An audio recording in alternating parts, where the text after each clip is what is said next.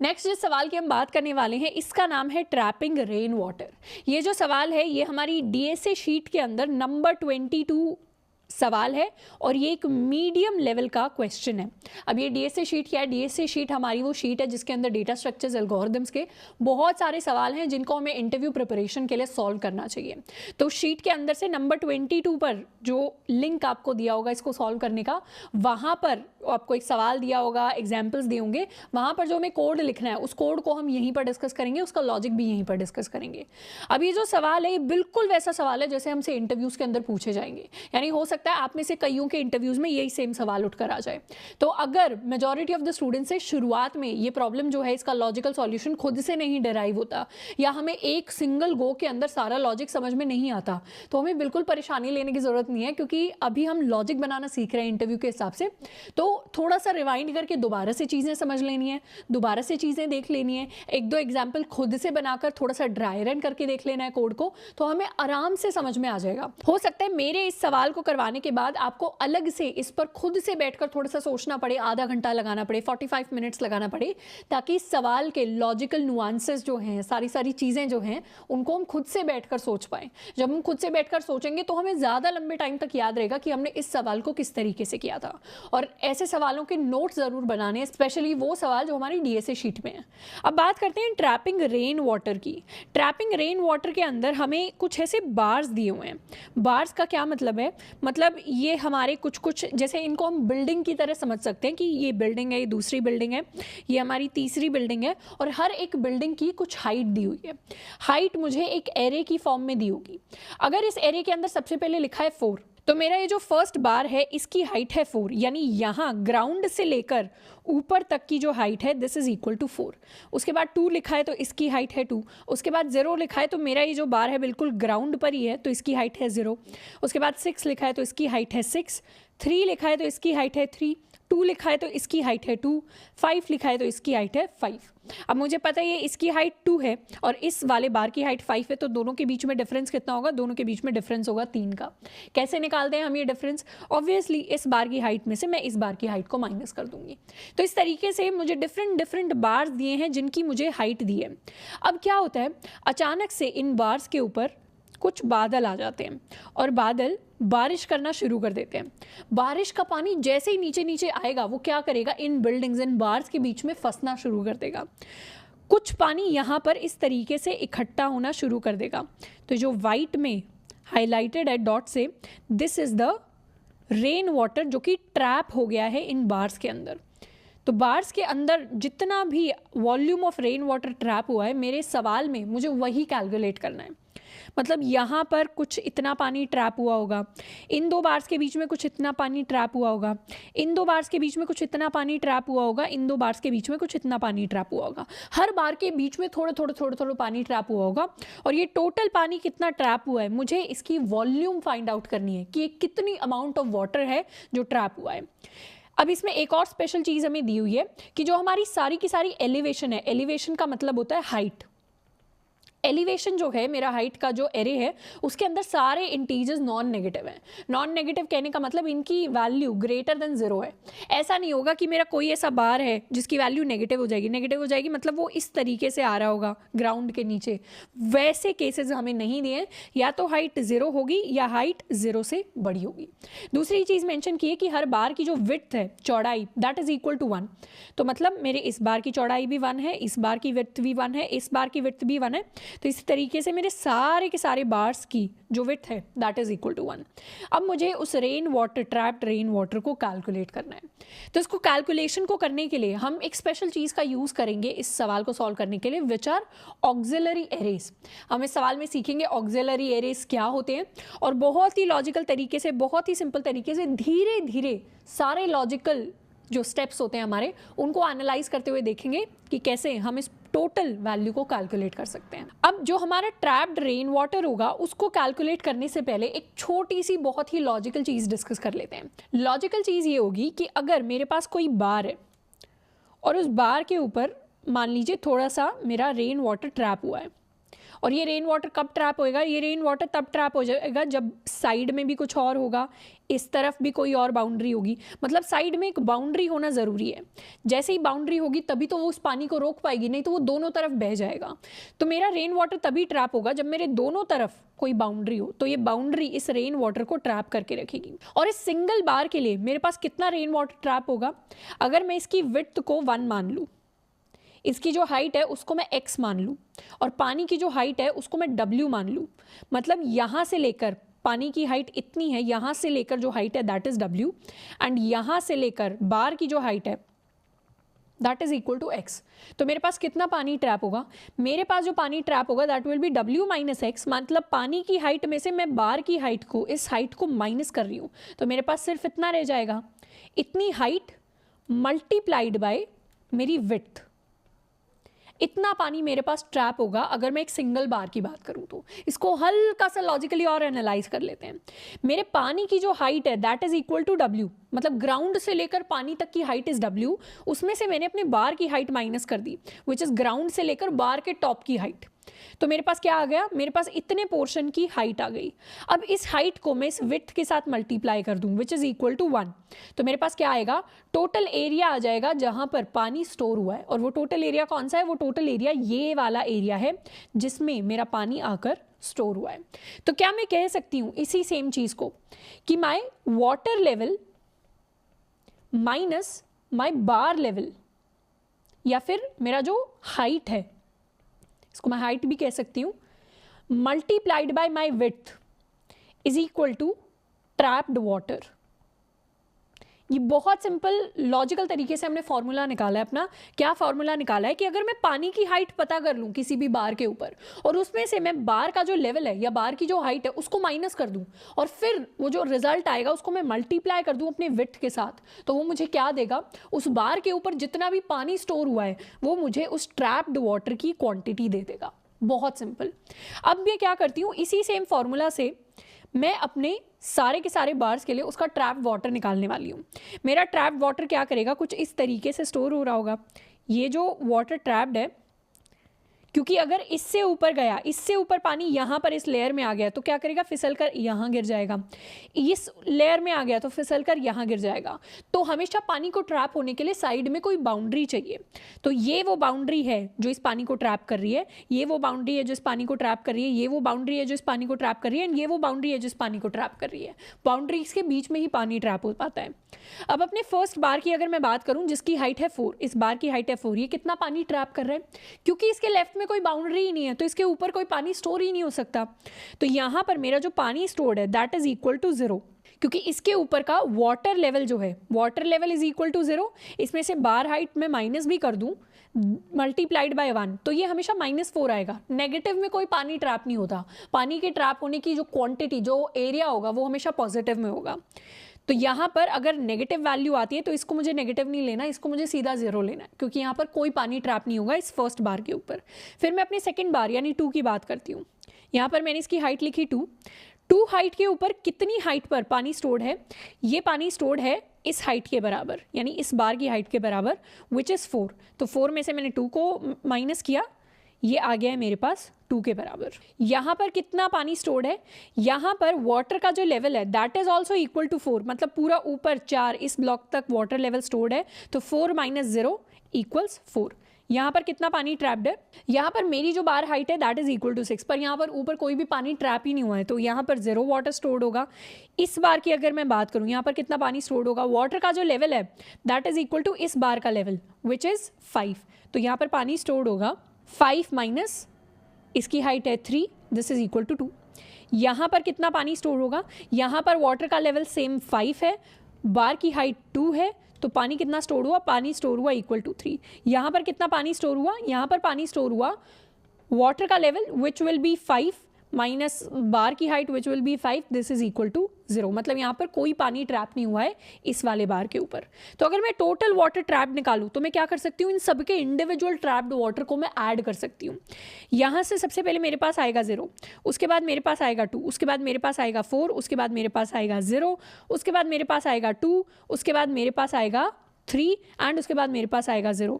This will be a total of 6 plus 5 that is equal to 11।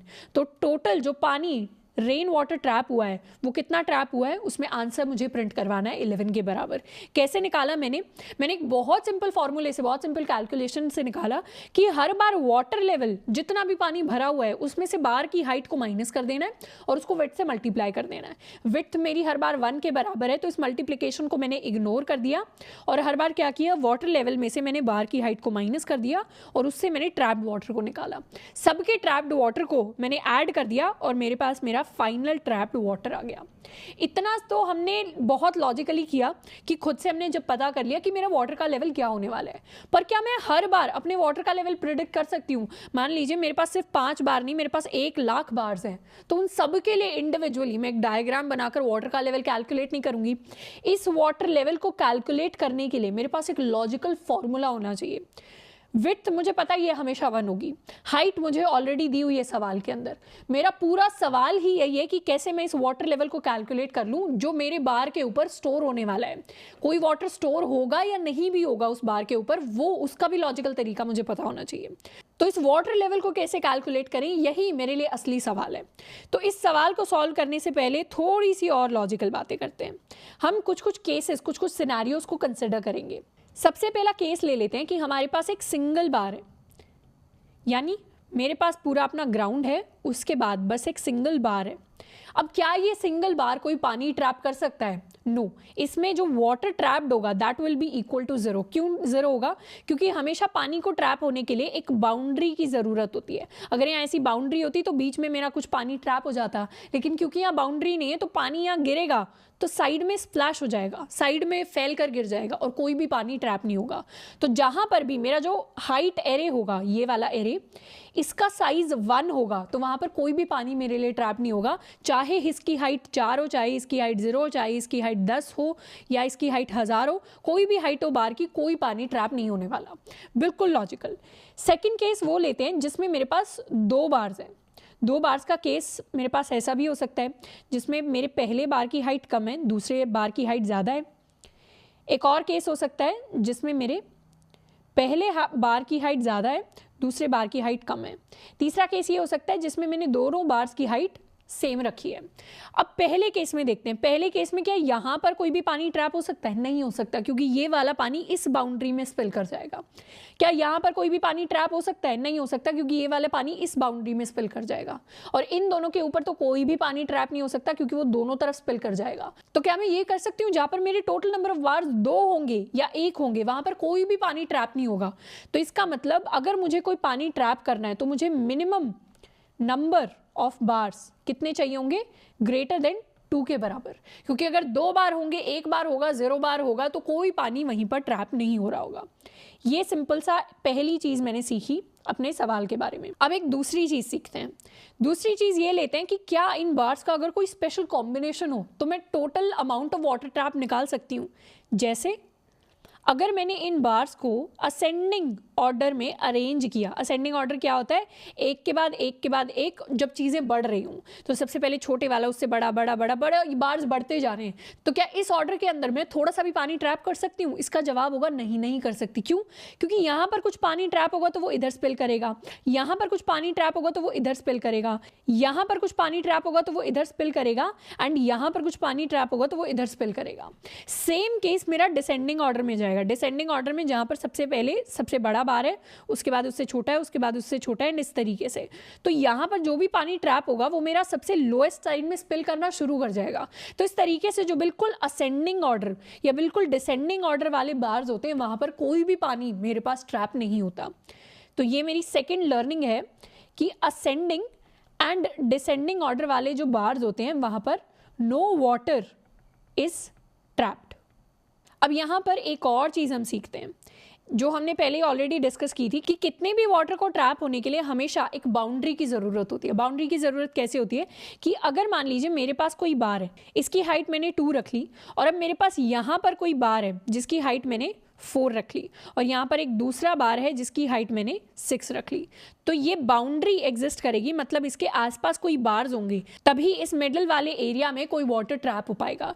ये जो middle वाला area है इसको हम वैली भी कह सकते हैं। वैली यानी बीच में झुकाव, कि इसके बीच में कोई जगह है जहां पर पानी ट्रैप हो सकता है। इसको हम पॉकेट भी कह सकते हैं। पॉकेट यानी जेब, ये एक जेब की तरह बन गई है जहां पर मेरा कुछ पानी आकर स्टोर हो सकता है। पॉकेट, जेब, वैली, ये जो एरिया है ये कब फॉर्म होता है? ये तब फॉर्म होता है जब मेरा कोई छोटा बार बीच में होगा और इसके साइड में इससे कुछ बड़े बार्स या कुछ बड़ी बाउंड्री होगी। साइड में बड़ी बाउंड्री होगी तभी बीच में कोई मेरा पानी स्टोर हो पाएगा। अब यहाँ पर कितना पानी स्टोर हो पाएगा? मान लेते हैं इसके जो लेफ्ट साइड वाली जो मैक्सिमम बाउंड्री है that is equal to 4 and 2 के राइट वाली जो मैक्सिमम बाउंड्री है दैट इज इक्वल टू 6। तो मेरा कितना पानी ट्रैप हो सकता है? मेरा पानी तो यहाँ पर उतना ही ट्रैप होगा जितनी मेरी इन दोनों का मिनिमम होगा। यानी यहाँ पर 4 और 6 में से कौन सा मिनिमम है? यहाँ पर मेरा 4 मिनिमम है। तो मेरा जो पानी ट्रैप होगा वो हाइट इज इक्वल टू 4 के बराबर ही होगा। क्यों? क्योंकि 4 से थोड़ा सा भी बढ़ गया तो वो 4 की तरफ ही स्पिल होना शुरू हो जाएगा, उससे ज्यादा पानी में ट्रैप कर ही नहीं सकती। तो लेफ्ट में जो मेरी मैक्सिमम बाउंड्री है और राइट में जो मेरी मैक्सिमम बाउंड्री है वहां पर जो मिनिमम है उन दोनों का, यानी लेफ्ट में 4 है, राइट में 6 है बाउंड्री, और इन दोनों का मिनिमम 4 के बराबर है। तो मैं यहाँ पर कितना पानी ट्रैप कर सकती हूँ? मैं यहाँ पर 4 के इक्वल ही पानी ट्रैप कर सकती हूँ। और मेरा फिर टोटल वाटर ट्रैप कितना हो जाएगा? वो हो जाएगा वाटर लेवल माइनस मेरी एक्स हाइट इनटू विड्थ।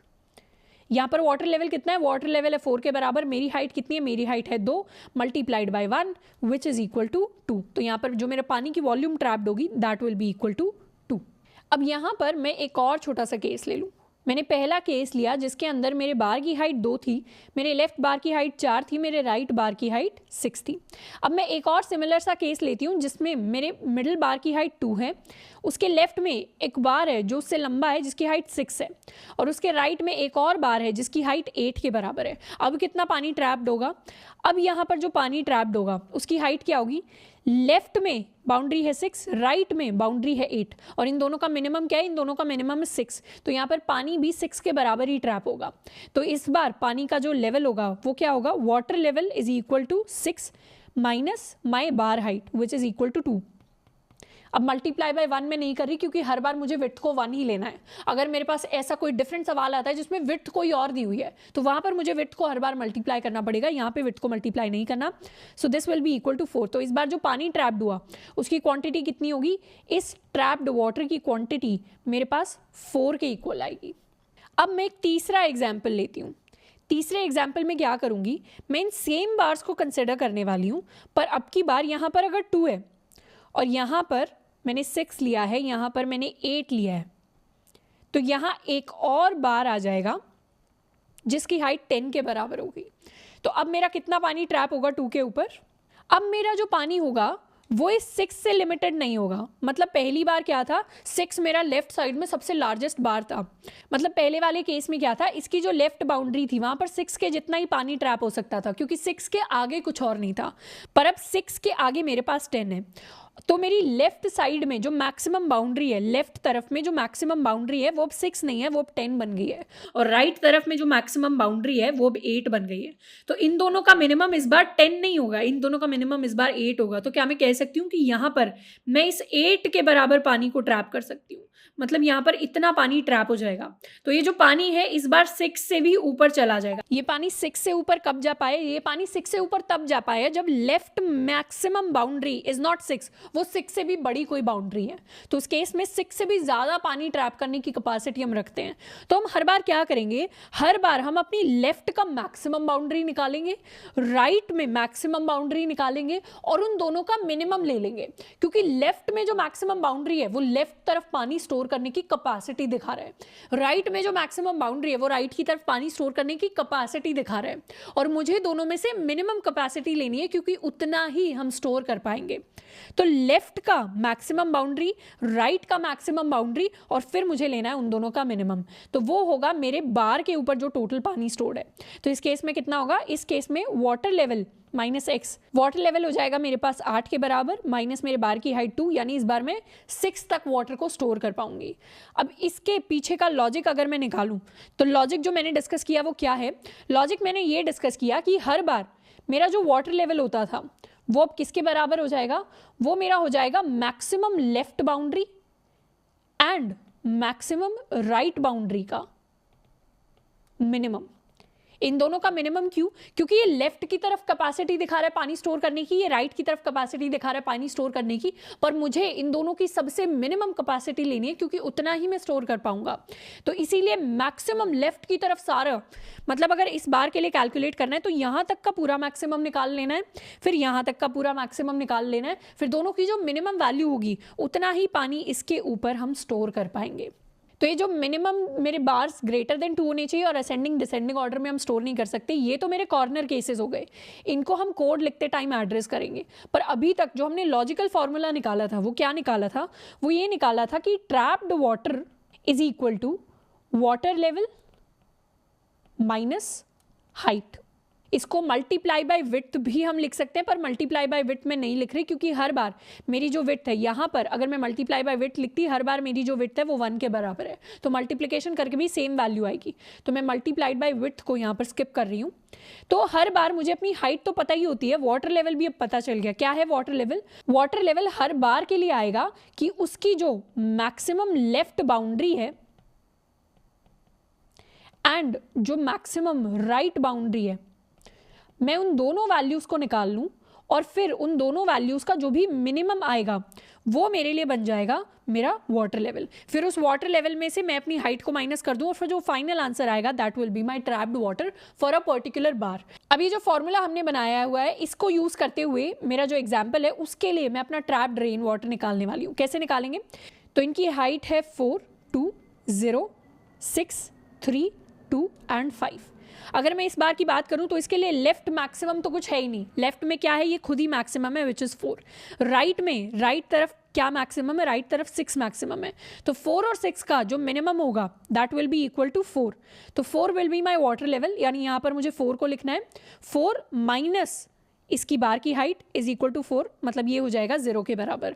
तो मेरा जो फर्स्ट बार है वो कितना कंट्रीब्यूट करेगा? वो 0 कंट्रीब्यूट करेगा। उसके बाद मैं इस बार की बात करूंगी, यहां पर लेफ्ट का जो मैक्सिमम है that is equal to 4, right का जो मैक्सिमम है दैट इज इक्वल टू 6। मतलब राइट तरफ ये भी नहीं है मैक्सिमम, ये है मैक्सिमम, ये भी नहीं है, ये भी नहीं है, ये भी नहीं है, तो राइट की तरफ 6 मैक्सिमम है। इन दोनों का मिनिमम क्या है? मिनिमम है 4, उसमें से मैं अपनी हाइट माइनस कर दूंगी विच इज 2, तो आंसर मेरे पास आएगा 2 के बराबर। इसको मैं पिछले 0 के अंदर ऐड कर दूंगी।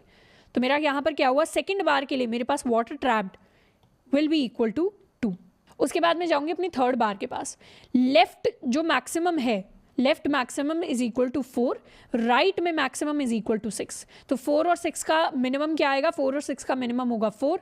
4 में से मैं अपनी हाइट माइनस कर दूंगी विच इज 0। तो 4 में से 0 को माइनस किया, आंसर इज 4। इसको मैं अपने पुराने आंसर में कर दूंगी ऐड। अब हम बढ़ेंगे अगले वाले बार के ऊपर, यानी 6 के पास। 6 का जो लेफ्ट में मैक्सिमम है दैट इज इक्वल टू 4। 6 का जो राइट में मैक्सिमम है, खुद को नहीं काउंट करना, 6 का जो राइट में मैक्सिमम है दैट इज इक्वल टू 5। तो 4 और 5 का minimum will be equal to 4। अब ये जो 4 है, 4 में से मैं 6 को माइनस करूंगी तो नेगेटिव वैल्यू हो जाएगी। तो यहाँ पर नेगेटिव तो मुझे लेना नहीं, तो मैं 0 ही लूंगी। तो 4 में कोई भी पानी ट्रैप नहीं होगा। नेक्स्ट बार है मेरा 3। 3 में लेफ्ट का maximum is equal to 6, right का मैक्सिमम इज इक्वल टू 5। 6 और 5 में से मिनिमम इज 5, तो 5 माइनस मेरी हाइट विच इज 3, तो आंसर आएगा 2। तो 2 को मैं ऐड कर दूंगी। उसके बाद मैं आ जाऊंगी अपने नेक्स्ट बार पर विच इज इक्वल टू 2। यहाँ पे लेफ्ट का maximum is equal to 6, right का maximum is equal to 5, minimum इनका है 5, उसमें से माइनस कर दूंगी अपनी हाइट विच इज 2, तो आंसर आएगा मेरे पास 3, जिसको मैं ऐड कर दूंगी। उसके बाद मैं आ जाऊंगी अपने लास्ट बार के ऊपर। लास्ट बार के अंदर लेफ्ट का maximum is equal to 6, right में कुछ है नहीं, तो राइट में खुद ही को मैक्सिमम ले लेते हैं विच इज 5। तो 6 और 5 का मिनिमम इज 5। 5 में से मैंने खुद को ही माइनस कर दिया 5 को, तो ये आया 0 आया, इसको मैंने ऐड कर दिया। अब इन सबका सम मैं कैलकुलेट करूं, this is 2 + 4 is equal to 6, 6 + 2 is 8, 8 + 3 is 11। तो फाइनल आंसर मेरे पास 11 आया। और यही 11 हमने पहले भी निकाला था शुरुआत में, जब खुद से डायग्राम ड्रॉ करके निकाला था कि कितना पानी ट्रैप होना चाहिए। तो मुझे क्या करना है? मुझे अपने हर एक बार के लिए उससे पहले वाली मैक्सिमम बाउंड्री कैलकुलेट करनी है, फिर उसके बाद वाली मैक्सिमम राइट बाउंड्री कैलकुलेट करनी है।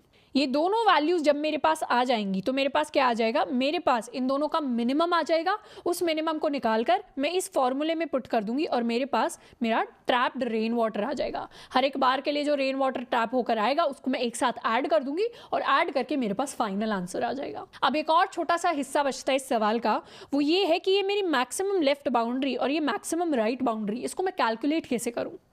तो इस बाउंड्री को कैलकुलेट करने के लिए हम यूज करते हैं ऑक्सिलरी एरेज का। ऑक्सिलरी एरेज कुछ नहीं है, बस नॉर्मल एरेज ही हैं जिसको हमने नाम ऑक्सिलरी एरेज दे दिया है। इनको या तो हम ऑक्सिलरी एरेज कह सकते हैं, नहीं तो इनको हम हेल्पर एरेज भी कह सकते हैं। जैसे हमारे हेल्पर फंक्शंस होते थे, नॉर्मल फंक्शंस ही होते हैं, बस थोड़े हेल्प करने वाला काम करते हैं बीच में कोड के अंदर, तो उनको हम हेल्पर फंक्शंस कह सकते हैं। वैसे ये भी नॉर्मल एरेज हैं जो नॉर्मल वैल्यू स्टोर करेंगे, बट क्योंकि इनका काम हेल्प करने वाला होता है, सपोर्टिव काम होता है, इसीलिए इनको हम ऑक्सिलरी एरेज या हेल्पर एरेज कह देते हैं। मैं क्या करूंगी, हर एक सिंगल बार के लिए पहले से ही अपनी लेफ्ट मैक्स बाउंड्री एंड अपनी राइट मैक्स बाउंड्री शुरुआत में ही कैलकुलेट कर लूंगी। और इनको कैलकुलेट करके कहां स्टोर करूंगी, इनको कैलकुलेट करके स्टोर करूंगी मैं एक इंटीजर के अंदर। इसी इंटीजर को मैं अपना ऑक्सिलरी एरे कहूंगी। ये मेरा हेल्पर एरे है जिसके अंदर पहले से ही मैंने अपनी कुछ वैल्यूज को स्टोर करके रख लिया है। यहाँ पर अगर मैं हाइट लिखूँ अपने बार्स की तो वो होगी 4 2 0 6 3 2 एंड 5। अब इस बार की बात करूं तो इसके लिए लेफ्ट बाउंड्री क्या होनी चाहिए, लेफ्ट मैक्सिमम बाउंड्री। इसके लिए लेफ्ट मैक्सिमम बाउंड्री 4 के ही बराबर होगी। क्यों? क्योंकि इसके लेफ्ट में और कुछ तो एग्जिस्ट ही नहीं करता, तो ये खुद ही के साथ कंपेयर करेगा, तो इसका मैक्सिमम 4 होगा। इसके लिए लेफ्ट मैक्सिमम बाउंड्री निकालूं तो कंपेयर किसको करूंगी, कंपेयर करूंगी इस वैल्यू को और इससे पहले वाली जो मैक्सिमम बाउंड्री थी।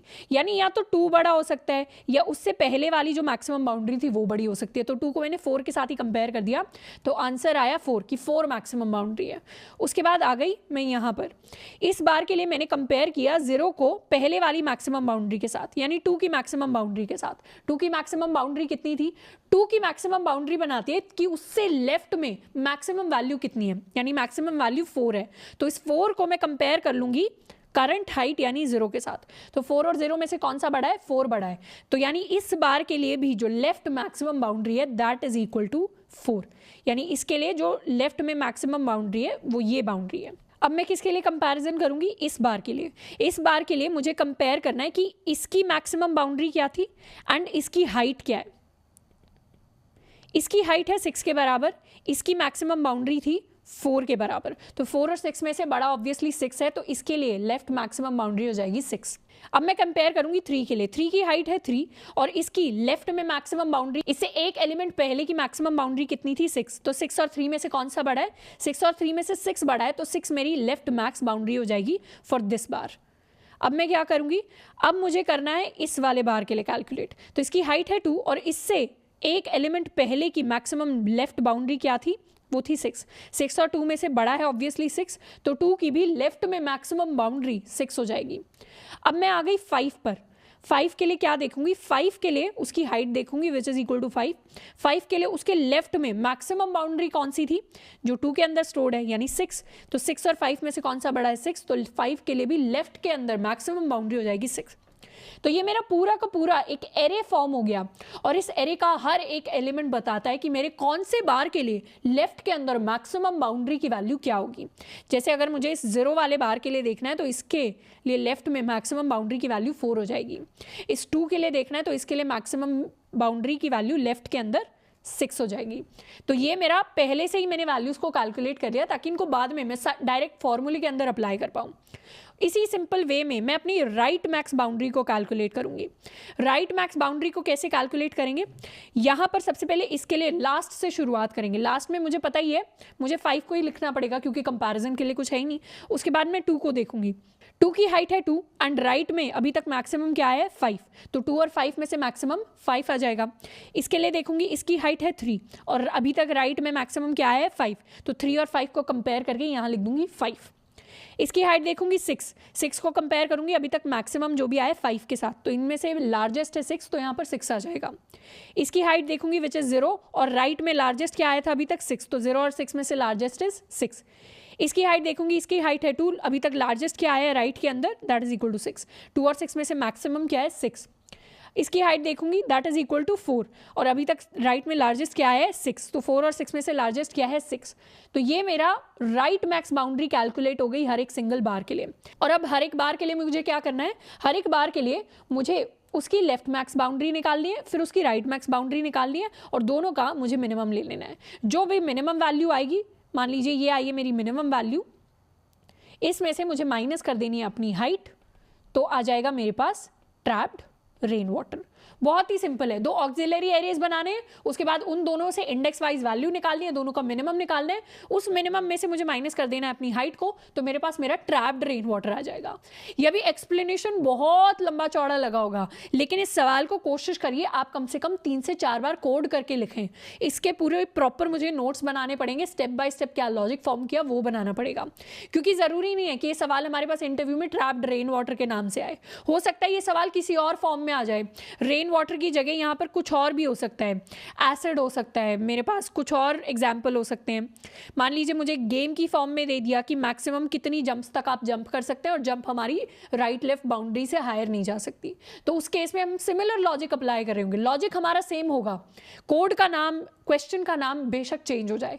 तो अच्छे से इस क्वेश्चन के हमें नोट्स बनाने हैं और कोड को कम से कम 3 से 4 बार हमें लिख कर देखना है, ताकि उस कोड का पूरा फॉर्मेट हमें याद हो जाए, हमें एक ही बार में समझ में आ जाए कि कैसे एक्सप्लेनेशन हमारे कोड के साथ रिलेट करता है। तो इसको अभी के अभी नोट्स बनाकर याद कर लेना है कोड को देखने के बाद।